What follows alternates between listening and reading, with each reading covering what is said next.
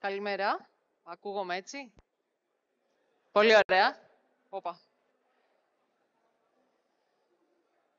Λοιπόν, με λένε Έλλη, λοιπόν. Σήμερα θα μιλήσουμε για το πώς θα βρούμε πελάτες για το agency μας, πώς θα βρούμε πελάτες γενικά. Θα ήθελα πριν ξεκινήσω να δούμε λίγο έτσι, να μιλήσουμε, να δούμε ποιοι είστε εσείς. Πόσοι από εδώ είστε developer. Ωραία. Marketers. Δεν έχουμε πολλούς, εντάξει. Τέλεια. Κάτι άλλο, λοιπόν, designers είναι. Τέλεια. Ποιοι από εσάς εδώ είσαστε agency owners. Ωραία, μ' αρέσει. Freelancers. Καλά πάμε, τέλεια. Και ποιοι από εσάς εδώ κάνετε ήδη branding, κάτι οτιδήποτε για τον εαυτό σας. Λίγοι. Και ποιοι δεν κάνετε τίποτα γιατί δεν θέλετε να ξέρετε τίποτα γι' αυτό, δεν θέλετε να ασχοληθείτε καθόλου με αυτό. Α, ένας. Εντάξει, παιδιά, είστε πολύ καλό κοινό, πολύ έτοιμο κοινό. Ωραία. Σήμερα, λοιπόν, θα μιλήσουμε για το πρόβλημα της ημέρας. Και το πρόβλημα της ημέρας, λοιπόν, είναι ότι ζούμε σε ένα πολύ ανταγωνιστικό χώρο και θέλουμε να βρούμε πελάτες. Και για ποιο λόγο δυσκολευόμαστε, γιατί δεν κάνουμε personal branding. Και εδώ είναι που μου λέτε, μπράβο Ρέλη, πώς το σκέφτηκες αυτό, αλήθεια, δεν το είχαμε σκεφτεί ποτέ, αυτό ήταν που έπρεπε να κάνουμε. Εντάξει, οκ, το καταλαβαίνω, το ακούω. Η αλήθεια είναι ότι αν το κάνουμε, δεν το κάνουμε ίσως πάρα πολύ αποτελεσματικά. Τι είναι αυτό, λοιπόν, που μας εμποδίζει. Ακούσαμε και στην πρωινή, την ομιλία το πρωί, ποια είναι αυτά τα εμπόδια για να κάνουμε branding για τον εαυτό μας, από την κυρία Ζαρωτιάδου. Θα τα δούμε και εμείς λίγο σήμερα. Το πρώτο είναι ο τεράστιος φόβος έκθεσης. Εγώ εδώ τώρα, αν με ακούτε λίγο τρέμει η φωνούλα μου, κάνω λίγο έτσι κάτι ανάσες. Δεν είναι πολύ ωραίο για όλους μας να εκτίθονται. Πάρα πολύ αγχωνόμαστε, ακόμα και αν θέλουμε να γράψουμε ένα post στα social media μας και την ώρα που θέλουμε να πατήσουμε το send, σκεφτόμαστε όλους αυτούς τους υποτιθέμενους followers που θα μας κράξουν από κάτω και δεν θα θέλουν να διαβάσουν αυτό που έχουμε γράψει. Σίγουρα είναι η έλλειψη resources. Δεν έχουμε χρόνο. Δουλεύουμε στο επόμενο project. Είναι πολύ δύσκολο να δαπανίσουμε το χρόνο για να κάνουμε marketing στον εαυτό μας. Ή δεν έχουμε λεφτά για να προσλάβουμε έναν άνθρωπο να το κάνει αυτό το πράγμα για μας. Το imposter syndrome, το σύνδρομο του απατεώνα, το οποίο είναι πάρα πολύ διαδεδομένο, ειδικά σε ανθρώπους που κάνουν αυτή τη δουλειά, ειδικά σε ανθρώπους σαν και εμάς. Την ώρα, λοιπόν, που έρχεται να ποστάρουμε κάτι στα social media μας, την ώρα που έρχεται να βγούμε προς τα έξω ως experts, εκείνη τη στιγμή, λοιπόν, νιώθουμε ότι είμαστε fake. Ότι δεν ξέρουμε τίποτα, ότι αν ποστάρουμε τελικά ότι είμαστε εξειδικευμένοι, θα βγει κάποιος από κάτω και θα μας πει «Δεν ξέρεις τίποτα, είσαι άσχετος, μας λες ψέματα». Ένα ακόμα πρόβλημα είναι ότι πάρα πολλοί από εμάς δεν ξέρουμε τι να το κάνουμε. Δεν ξέρουμε πώς να το κάνουμε. Να κάνουμε post στα social media, να κάνουμε βιντεάκι στο Instagram, να κάνουμε TikTok, να κάνουμε YouTube. Ένα podcast λένε ότι είναι πάρα πολύ καλό, αλλά πώς γίνεται. Το δικό μου, το προσωπικό αγαπημένο και από αυτό από το οποίο πάσχω και εγώ, είναι η έλλειψη συνέπειας. Είναι τεράστιο πρόβλημα η έλλειψη συνέπειας. Στην ουσία τι γίνεται εδώ, ξεκινάμε, βγάζουμε 2 ποστάκια, λέμε μετά... Τέλεια, το έχω πάρει το κολλάι, θα φτιάξω 5 να τα έχω μαζεμένα, τα βγάζουμε όλα στη σειρά. Μετά έρχεται ένας πελάτης, παίρνουμε ένα project, γεια σας. Δεν ξαναποστάρουμε για 6 μήνες και σε 6 μήνες θυμόμαστε ότι πρέπει να ξαναβρούμε πελάτες, οπότε πρέπει να ξανακάνουμε branding και πρέπει να ξαναξεκινήσουμε από την αρχή. Για να δούμε λοιπόν τώρα, θα μιλήσουμε για τη δομή του πώς θα βγει το branding της εταιρείας μας. Για να αποφασίσουμε λοιπόν πώς θα κάνουμε τη δομή, πώς θα φτιάξουμε το branding της εταιρείας μας, του agency μας, πρώτα πρέπει να βρούμε σε ποιον πελάτη απευθύνομαι. Και για να βρούμε σε ποιον πελάτη απευθυνόμαστε, πρέπει πρώτα να καταλάβουμε ποιοι είμαστε εμείς. Οπότε ξεκινάμε λοιπόν από το εμείς ποιοι είμαστε. Εμείς λοιπόν σήμερα, σαν μελέτη περίπτωσης, θα είμαστε ένα web development agency, το οποίο θα φτιάχνει ηλεκτρονικά καταστήματα. Πολύ εύκολο παράδειγμα και αυτό για όλους. Το δεύτερο βήμα, λοιπόν, είναι να βρούμε αυτό που μας κάνει ξεχωριστούς. Ποιο είναι το δικό μας USP? Ποιο είναι αυτό που μας κάνει ανταγωνιστικούς? Γιατί να θέλει κάποιος να έρθει και να μας δώσει χρήματα για να φτιάξουμε το ηλεκτρονικό του κατάστημα? Γιατί να προτιμήσει εμάς, όταν εκεί έξω υπάρχουν άπειροι και freelancers και agencies? Οπότε, λοιπόν, θα πρέπει εδώ να αποφασίσουμε ότι είμαστε ένα web development agency που φτιάχνει ηλεκτρονικά καταστήματα και ενδεχομένως έχουμε ένα πάρα πολύ ωραίο UX που φέρνει πάρα πολλά conversions, ας πούμε, στα product pages. Ή μπορεί να έχουμε πάρα πολύ ωραία ρύθμιση των μεταφορικών. Ή ό,τι κάνετε το οποίο είναι καλό και σας κάνει μοναδικούς στην αγορά. Αυτό το τρίτο βήμα, λοιπόν, είναι να κάνουμε niche down. Αυτό είναι για τους πιο τολμηρούς. Αυτό δηλαδή πρακτικά τι σημαίνει? Έχω ένα web development agency, κάνω ηλεκτρονικά καταστήματα και αποφασίζω να ασχοληθώ με ένα industry. Φτιάχνω μόνο για φαρμακεία. Φτιάχνω μόνο για fashion e-commerce. Φτιάχνω μόνο για είδη τεχνολογίας.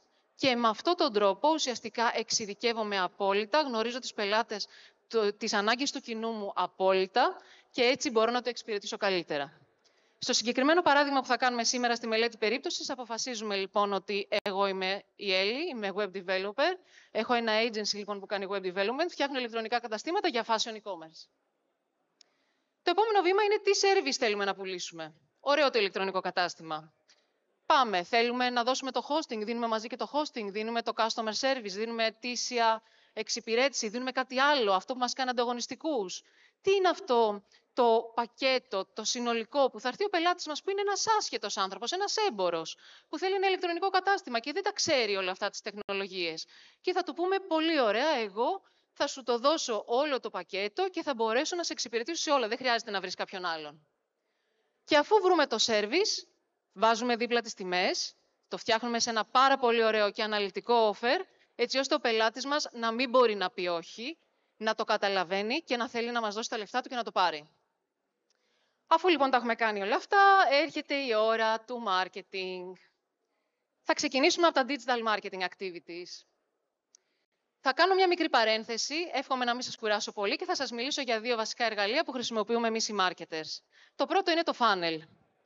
Το funnel, λοιπόν, απλοποιημένα θα μπορούσαμε να πούμε ότι είναι ο δρόμος ο οποίος ακολουθεί ο πελάτης μας από την ώρα που θα μας γνωρίσει μέχρι την ώρα που θα ψωνίσει από εμάς. Θα δείτε ότι είναι ένα χωνί, η διαδρομή ξεκινάει από πάνω και φτάνει μέχρι κάτω. Στο πρώτο στάδιο του funnel το κοινό μας γνωρίζει, μαθαίνει για μας. Στο δεύτερο στάδιο του funnel διαβάζει για εμάς, διαβάζει το email marketing μας, διαβάζει το blog μας, αρχίζει να μας συμπαθεί, μας αναγνωρίζει ως experts στο χώρο. Και στο τρίτο στάδιο μας εμπιστεύεται, δηλαδή μας δίνει τα ωραία του λεφτά και του φτιάχνουμε το ηλεκτρονικό του κατάστημα. Το δεύτερο εργαλείο που θα μιλήσουμε σήμερα, και πάνω και στα δύο αυτά εργαλεία βασίζεται όλη μας η στρατηγική, είναι η πυραμίδα του awareness. Τη χρησιμοποιούμε εμείς που κάνουμε δημιουργία περιεχομένου πάρα πολύ, γιατί κάνουμε με αυτόν τον τρόπο χαρτογράφηση του κοινού μας. Η πυραμίδα λοιπόν του awareness τι λέει? Ότι το unaware κοινό, ξεκινάμε από κάτω προς τα πάνω, είναι το κοινό το οποίο δεν έχει καμία ιδέα για το πρόβλημα που αντιμετωπίζει. Δηλαδή, μπορεί να είναι στη δική μας περίπτωση ένα κατάστημα λιανικής, το οποίο ξέρει ότι έχει πτώση πωλήσεων, αλλά κατηγορεί τον πόλεμο, κατηγορεί την πολιτική, τον καιρό, τις συνθήκες της αγοράς και πιστεύει ότι δεν μπορεί να κάνει τίποτα γι' αυτό. Το δεύτερο στάδιο είναι το pain-aware κοινό, στο οποίο αυτό λοιπόν το κοινό ξέρει λοιπόν ότι έχει πρόβλημα στο ηλεκτρονικό του κατάστημα, ξέρει ότι έχει πρόβλημα στο φυσικό του κατάστημα, ξέρει ότι έχει πτώση πωλήσεων και ψάχνει τρόπους να τη λύσει. Μπορεί να κάνει εκπτώσεις, μπορεί να κάνει ένα event στο κατάστημα, μπορεί να κάνει μια διαφήμιση στο ραδιόφωνο, ένα φυλάδιο για την τοπική αγορά και μπορεί μέσα σε αυτές τις λύσεις να φτιάξει και ένα ηλεκτρονικό κατάστημα. Όταν το κοινό μας έχει αποφασίσει λοιπόν ότι θα οδηγηθεί και θα φτιάξει ένα ηλεκτρονικό κατάστημα, προχωράει στην πυραμίδα προς τα πάνω και γίνεται ένα solution aware κοινό. Αυτό το κοινό λοιπόν τι λέει? Θέλω να φτιάξω, είμαι ένας έμπορος, θέλω να φτιάξω ένα ηλεκτρονικό κατάστημα και ψάχνω πλέον λειτουργικότητες, ψάχνω σε ποια πλατφόρμα θα το φτιάξω, ψάχνω εταιρείες που το κάνουν, ψάχνω ενδεχομένως πόσες ώρες θα μου παίρνει για να το συντηρώ, αν θέλω έναν υπάλληλο, πόσο θα στοιχήσει. Το κοινό που είναι solution aware πλέον αρχίζει και ασχολείται με αυτό. Ενώ το κοινό που είναι most aware είναι το κοινό που είναι έτοιμο να αγοράσει. Είναι το κοινό που ενδεχομένως μας έχει βρει και εμάς, του έχουμε δώσει μια προσφορά και είναι έτοιμος λοιπόν να προχωρήσει στην αγορά καταστήματος. Οι μελέτες λένε ότι το most aware κοινό είναι το 3%. Ενώ οι ίδιες μελέτες λένε ότι το unaware κοινό είναι το 90% ή το 70%. Οπότε, όπως καταλαβαίνετε, η πίτα των ανθρώπων που είναι έτοιμοι να ψωνίσουν είναι πάρα πολύ μικρή και πρέπει να δουλέψουμε πάρα πολύ σκληρά για να φέρουμε τους άλλους από κάτω προς τα πάνω. Τώρα πάμε να τα συνδυάσουμε. Το awareness stage, το στάδιο της αναγνωρισιμότητας, που είναι το πάνω στάδιο, είναι το κάτω στάδιο στην πυραμίδα. Ξεκινάμε από το πάρα πολύ βασικό για μας, τη δημιουργία περιεχομένου. Στη δημιουργία περιεχομένου προχωράμε στο περιεχόμενο για social media και στο blog. Εδώ έχει να κάνει με το τι νιώθει, πώς νιώθει καλύτερα ο καθένας μας και στο τι του βγαίνει πιο άνετα να φτιάξει. Κάποιοι φτιάχνουν βίντεο, κάποιοι φτιάχνουν κείμενα. Ο καθένας διαλέγει την πλατφόρμα στην οποία θέλει να κινηθεί. Μετά όλο το οργανικό περιεχόμενο εννοείται θέλει προώθηση σε διαφημίσεις για να μας φέρει επισκεψιμότητα, για να μας αυξήσει τους followers και να μας φέρει social media engagement. Πριν ξεκινήσουμε να φτιάχνουμε περιεχόμενο όμως, το πολύ σημαντικό που πρέπει να κάνουμε είναι να αποφασίσουμε τη marketing persona μας. Εγώ σήμερα σας έχω φτιάξει 2. Η κύρια marketing persona μας λοιπόν είναι ο Γιάννης, είναι ετών 40 και είναι ιδιοκτήτης καταστήματος Λιανικής. Ο Γιάννης λοιπόν πουλάει αντρικά και γυναικεία παπούτσια και τσάντες. Έχει έδρα την Αθήνα, αλλά θέλει να πουλήσει online σε όλη την Ελλάδα. Είναι φιλόδοξος. Πουλάει branded αντικείμενα υψηλού κόστους. Παρακολουθεί τις τάσεις της μόδας. Είναι και ο ίδιος καλοντημένος. Σκρολάρει στα social του, ειδικά στο Instagram και στο TikTok, και έχει έναν υπάλληλο. Η δεύτερη περσόνα μας σήμερα είναι η Μαρία. Η Μαρία λοιπόν είναι ετών 45, είναι marketing director σε εταιρεία εισαγωγής, σε εταιρεία χονδρικής. Η εταιρεία της θέλει ένα αποκλειστικό σημείο πώλησης δικό της online. Πάρα πολλές εταιρείες χονδρικής πλέον θέλουν και το δικό τους ηλεκτρονικό κατάστημα, για να ανοίξουν, δεν ανοίγουν μόνο το δίκτυό τους. Η ίδια ασχολείται με την πρόθεση των brands και το awareness, πηγαίνει σε εκθέσεις, προσέχει την εμφάνισή της εννοείται, σκρολάρει στα social media της και η εταιρεία της έχει 20 άτομα προσωπικό. Πολύ ωραία. Αυτό γιατί το κάνουμε λοιπόν? Αυτό το κάνουμε γιατί όταν ξέρουμε ακριβώς σε ποιον θα μιλήσουμε στη δημιουργία περιεχομένου, ποιος είναι ακριβώς το κοινό μας, ξέρουμε τα προβλήματα που αντιμετωπίζει, ξέρουμε τι χρειάζεται από εμάς και ξέρουμε τι περιεχόμενο θα φτιάξουμε για να του δώσουμε λύσεις. Γι' αυτό το λόγο χρειάζεται να έχουμε χαρτογραφημένο το κοινό μας. Και μετά προχωράμε στη δημιουργία πυλώνων περιεχομένου. Εγώ σήμερα σας έχω βάλει ενδεικτικά 4 πυλώνες. Στον πυλώνα τον οποίο μιλάμε για το expertise μας, στον πυλώνα που μιλάμε για τις τελευταίες τάσεις τεχνολογίας, στα κλασικά τα how to post, καρουζελάκια που τα αγαπάμε όλοι, και τα προϊοντικά post, τα οποία είναι τα καθαρά πολυσιακά μας. Ενδεικτικά έχω βάλει στη θεματολογία κάποιους τίτλους, έτσι για να καταλάβετε περίπου λίγο τι εννοώ. Θα πω εδώ πέρα ότι στον τομέα του expertise θα μπορούσαμε να είναι οι κορυφαίες τάσεις στο UX design, ή στον τομέα της τεχνολογίας θα μπορούσε να είναι πώς το AI βελτιώνει την εμπειρία αγορών και βοηθάει την αύξηση των πωλήσεων. Στο how to post θα μπορούσε να είναι πώς θα σχεδιάσουμε e-shop για να αυξήσουμε τα conversions, 5 τρόπους για να αλλάξουμε και να φτιάξουμε τα χαρακτηριστικά στα fashion e-shops. Και στο product, στο πολυσιακό μας, θα μπορούσε να είναι τα βασικά στοιχεία της αρχικής σελίδας, που αφήνουν μια διαρκή πρώτη εντύπωση και αναδεικνύουν την ταυτότητα του brand. Εγώ τώρα σας έχω βάλει τυχαία θεματολογία. Εννοείται ότι τη θεματολογία και τους πυλώνες τους βγάζει το κάθε agency αναλόγως με το τι εξειδικεύεται, με το USP που είπαμε πριν και με αυτό το οποίο θέλει να προωθήσει και να μιλήσει γι' αυτό. Μετά αποφασίζουμε το tone of voice. Το tone of voice τι είναι? Είναι ο τρόπος με τον οποίο μιλάμε στο κοινό μας, είναι οι λέξεις που χρησιμοποιούμε, είναι το ύφος. Δεν μιλάμε όλοι με τον ίδιο τρόπο. Όταν λοιπόν ξεκινάμε και θέλουμε να φτιάξουμε το branding της επιχείρησής μας, αποφασίζουμε πώς μιλάμε στο κοινό μας. Το tone of voice λοιπόν έχει 4 κατηγορίες.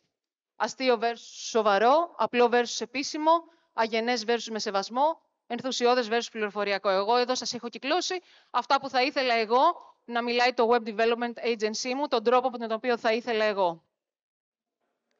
Το δεύτερο στάδιο είναι το δεύτερο στάδιο του funnel που λέγεται consideration stage. Σε αυτό το στάδιο λοιπόν το κοινό μας έχει αρχίσει και μας ξέρει, μας συμπαθεί, διαβάζει το περιεχόμενό μας, αρχίζει και μαθαίνει για μας, ενδεχομένως μας έχουμε κάνει ένα ραντεβού, ενδεχομένως έχει πάρει προσφορά από εμάς. Και εδώ είναι και το αγαπημένο μου στάδιο, γιατί εδώ βλέπουμε και πώς θα δημιουργήσουμε νέα leads.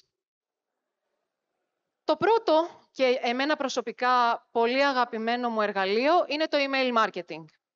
Εδώ ξεκινάμε. Μ' ακούτε? Ναι, μ' ακούτε. Εδώ ξεκινάμε και θεωρούμε λοιπόν ότι έχουμε μία ήδη φτιαγμένη email marketing λίστα. Έχουμε τους πελάτες μας, έχουμε ήδη κάποιο πελατολόγιο. Θεωρούμε ότι δεν ξεκινήσαμε σήμερα και στο συγκεκριμένο κοινό μας ξεκινάμε και στέλνουμε email. Και τους στέλνουμε σε αυτά τα email πάρα πολύ ωραίο υλικό που θέλουν να διαβάσουν. Υλικό όμως που έχουμε πει πριν στους πυλώνες μας. Ανάλογα με τη θεματολογία που χρησιμοποιήσαμε πριν, δημιουργούμε και περιεχόμενο για το email marketing. Και αποφασίζουμε λοιπόν και γράφουμε ένα email τη βδομάδα, ενδεχομένως. Όταν όμως δεν έχουμε κοινό, τι κάνουμε? Εδώ ουσιαστικά ξεκινάμε να κάνουμε μία άλλη καμπάνια, φτιάχνοντας ένα lead magnet. Όταν δεν έχουμε κοινό λοιπόν και θέλουμε να μαζέψουμε μια email marketing λίστα, πρέπει να πείσουμε το κοινό μας να μας δώσει το email του. Και για να πείσουμε το κοινό μας να μας δώσει το email του, θα πρέπει να του δώσουμε κάτι που να έχει πολύ αξία για εκείνο. Άρα τι κάνουμε? Δημιουργούμε ένα lead magnet. Αυτό που λέμε στο marketing lead magnet είναι ενδεχομένως ένας οδηγός, είναι κάτι το οποίο θα θέλει κάποιος να κάνει download, να το έχει στο PC του, να το διαβάσει, να ενημερωθεί και θα είναι διατεθειμένος να μας δώσει το email του γι' αυτό. Πάμε να δούμε το process. Φτιάχνουμε ένα πολύ ωραίο landing page. Φτιάχνουμε πάρα πολύ ωραίο περιεχόμενο σε αυτό το landing page που να λέει γιατί είναι τόσο σημαντικό να πάρεις αυτό το lead magnet, γιατί θέλουμε το email σου και βάζουμε εννοείται μια φόρμα, δεν την ξεχνάμε ποτέ, ονοματεπώνυμο, email. Το βγάζουμε στα social media μας, εννοείται το τρέχουμε σε διαφημίσεις, εννοείται είπαμε το οργανικό περιεχόμενο πάει άπατο και έτσι φέρνουμε traffic σε αυτό το landing page και έτσι παίρνουμε τα conversions. Έτσι ξεκινάμε και φτιάχνουμε λίστα. Αυτοί που θα γραφτούν στη λίστα μας, λοιπόν, παίρνουν αυτοπατοποιημένα το lead magnet που έχουμε ετοιμάσει και μπαίνουν στις καμπάνιες που μπαίνουν και οι υπόλοιποι, οι οποίες είναι ενδεχομένως εβδομαδιαίες και αρχίζουν και παίρνουν το υλικό από εμάς για να αρχίσουν να μας μαθαίνουν, να καταλαβαίνουν ότι είμαστε experts, μέχρι να αποφασίσουν να ψωνίσουν από εμάς. Μια ίδια λύση είναι και τα webinars. Αντί να κάνετε ένα lead magnet, μπορείτε να κάνετε ένα webinar. Μια μικρή διαφορά είναι ότι το landing page είναι το landing page του webinar και εκεί που θα συλλέξουμε τα email, θα στείλουμε ενημερώσεις, θα μπει ο κόσμος μέσα στο webinar, θα παρακολουθήσει το webinar, ενδεχομένως να του στείλουμε το μαγνητοσκοπημένο υλικό μετά και μετά θα μπει πάλι στην email marketing πλατφόρμα μας. Εδώ πάντα η λύση είναι να σκεφτούμε τρόπους να συγκεντρώσουμε email και να κάνουμε μετά το κοινό μας nurture, δηλαδή να το εκπαιδεύσουμε, να αρχίσει να διαβάζει από εμάς κάθε εβδομάδα. Μία λύση η οποία είναι πάρα πολύ διαδεδομένη και μου αρέσει και εμένα πολύ είναι τα chatbots. Τα chatbots ξεκινάνε από το Instagram. Εκεί κάνουμε άλλο παιχνίδι. Ανεβάζουμε ένα post και λέμε γράψε μου στα σχόλια το θέλω και εμείς θα σου δώσουμε το lead magnet που έχουμε φτιάξει. Οπότε εκεί τι γίνεται λοιπόν? Έχουμε συνδέσει στο οργανικό ποστάκι μας ένα chatbot και το chatbot την ώρα που θα γράψει σχόλιο το κοινό μας από κάτω το θέλω, ανοίγει ένα DM και του ζητάει πρώτα consent για να μπορείς να στείλεις τα email, να μπορείς να στείλεις μηνύματα και στο δεύτερο μήνυμα ζητάς το email του. Έτσι, με τον ίδιο τρόπο, λοιπόν, του στέλνεις το lead magnet και τον βάζεις στην email marketing πλατφόρμα σου και ξεκινάς να του στέλνεις περιεχόμενο εβδομαδιαία. Πάμε, λοιπόν, στο τρίτο στάδιο. Το στάδιο που όλοι θέλουμε να ήμασταν κατευθείαν εκεί και να μην χρειάζεται να κάνουμε όλα τα υπόλοιπα. Το στάδιο στο οποίο ο πελάτης μας είναι έτοιμος να αγοράσει από εμάς.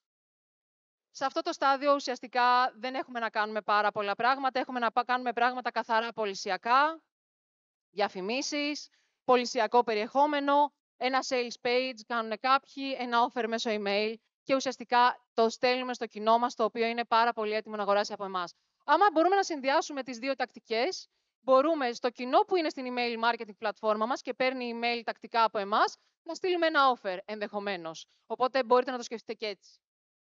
Πάμε να δούμε άλλες δραστηριότητες. Το PR. Είναι δραστηριότητες οι οποίες αυξάνουν την αναγνωρισιμότητα του agency μας, χωρίς να είναι απόλυτα μετρήσιμες, αλλά όμως μας βγάζουν και μας δείχνουν ως experts στο χώρο.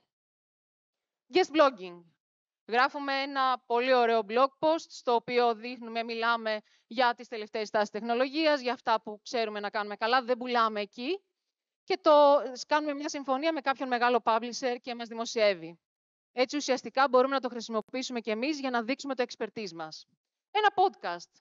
Δεν σας λέω να ξεκινήσετε όλοι podcast αύριο, αλλά θα μπορείτε να πάτε καλεσμένοι σε κάποιο podcast ενδεχομένως και να το χρησιμοποιήσετε. Τύπος, συνεντεύξεις ή ακόμα και τα awards. Εντάξει, είναι πάρα πολύ σημαντικό να βγει η εταιρεία μας εκεί έξω, να πάει σε ένα award και να βραβευτεί. Μπορεί κάπως μεταξύ μας να νιώθουμε ότι εντάξει, τα awards τώρα τι είναι, σιγά. Αλλά για τους πελάτες μας όμως παίζει πάρα πολύ ρόλο. Χτίζουμε ουσιαστικά το awareness μας, χτίζουμε ουσιαστικά το προφίλ της εταιρείας μας προς τα έξω. Τώρα πάμε στο event marketing. Το event marketing, λοιπόν, χωρίζεται σε 3 είδη. Στα συνέδρια, καλή ώρα, σε webinars και στις εκθέσεις. Πάλι εδώ και σε αυτές τις περιπτώσεις, ο στόχος μας είναι να μαζέψουμε email, να χτίσουμε, λοιπόν, κοινό.